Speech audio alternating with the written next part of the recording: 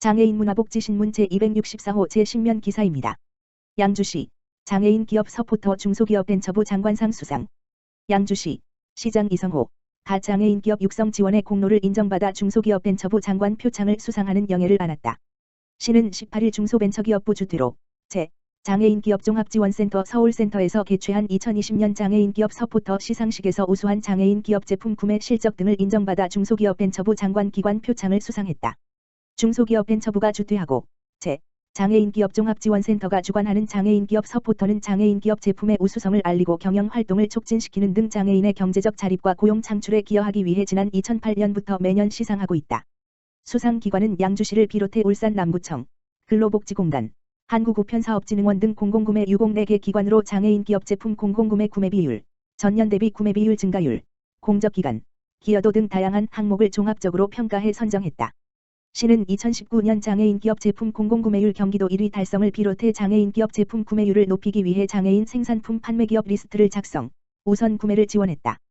또 중증장애인협회 구매대행 제도를 적극 활용해 장애인 기업 제품 구매를 장려하는 등 장애인 기업 육성 지원을 위해 노력했다. 이성호 양주시장은 양주시는 장애인의 수요에 적합한 맞춤형 복지 서비스 제공 등 균형 있는 복지정책 추진을 위해 적극 노력하고 있다며 앞으로도 장애인의 안정적 고용 확대와 경제적 자립 등을 위해 장애인 기업을 적극 육성하고 지원하겠다고 전했다. 양주시 치매안심센터 전국 최초 어린이 치매인지 교육자료 저작권 등록. 양주시 시장 이성호는 양주시 치매안심센터에서 지난 10월 자체 제작한 어린이 치매인지 교육자료가 전국 최초로 한국저작권위원회에 저작권 등록을 마쳤다고 밝혔다. 저작권을 등록한 어린이 치매인지 교육자료는 애니메이션 단비특공대, 할머니를 지켜라와 유아용과 아동용으로 구분된 기억활동북 두뇌가 말랑말랑해 등 총 3건이다. 양주시 치매안심센터는 치매에 대한 부정적 인식을 개선하기 위해 시민과 함께하는 치매공감도시 양주를 슬로건으로 어린이 치매인식 개선 사업을 추진하고 있다. 특히 국내에는 치매 예방 교육을 위한 어린이용 치매인지교육 교재가 없다는 점에 착안, 유아기부터 치매에 대한 올바른 지식을 제공하고 부정적 치매인식을 개선하기 위한 치매인지 교육자료를 자체적으로 개발해 제작했다. 치매인지 교육자료는 치매에 대한 올바른 이해와 예방 습관을 쉽고 재미있게 배울 수 있도록 아동 눈높이에 맞는 스티커 붙이기, 미로 찾기, 색칠하기 등 흥미로운 스토리가 담긴 다양한 체험교구로 구성했다. 이는 올해 관내 어린이집을 비롯한 유치원, 초등학교 등을 대상으로 초롱초롱 두뇌 상자 대여 사업, 키즈앤드스쿨 브레인 팡팡교실 등 어린이 치매인식 개선 사업으로 이어졌으며 참여 아동들의 많은 관심과 호응을 받았다. 또 사업 실시 전후 설문조사 결과 유아의 경우 치매 자가척도는 76.6%, 치매인식도는 41.2%가 증가했으며 초등학생의 경우 치매 자가척도는 22.4%, 치매인식도는 33%가 향상되는 등 높은 인식 개선 효과를 보였다.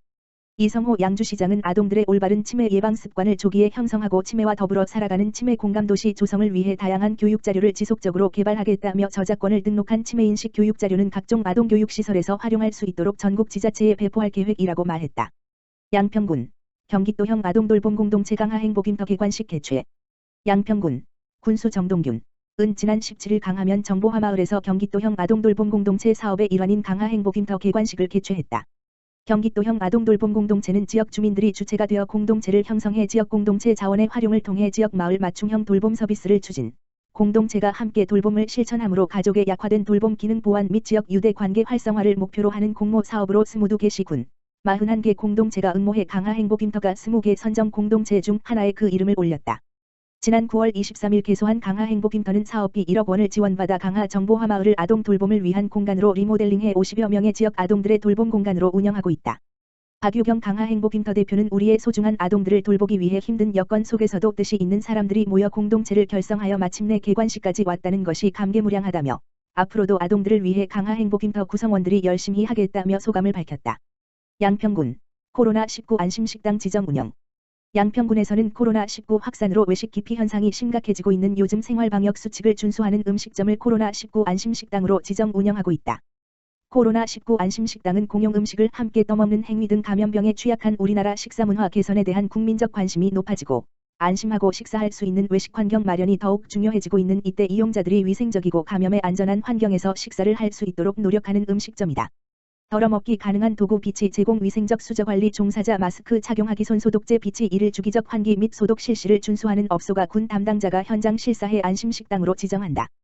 현재 양평군에는 31개소의 코로나19 안심식당이 지정 운영 중에 있으며 지정업소는 코로나19 안심식당 지정 현판이 부착되고 온라인 포털 및 지도 앱 등의 안심식당으로 표출된다.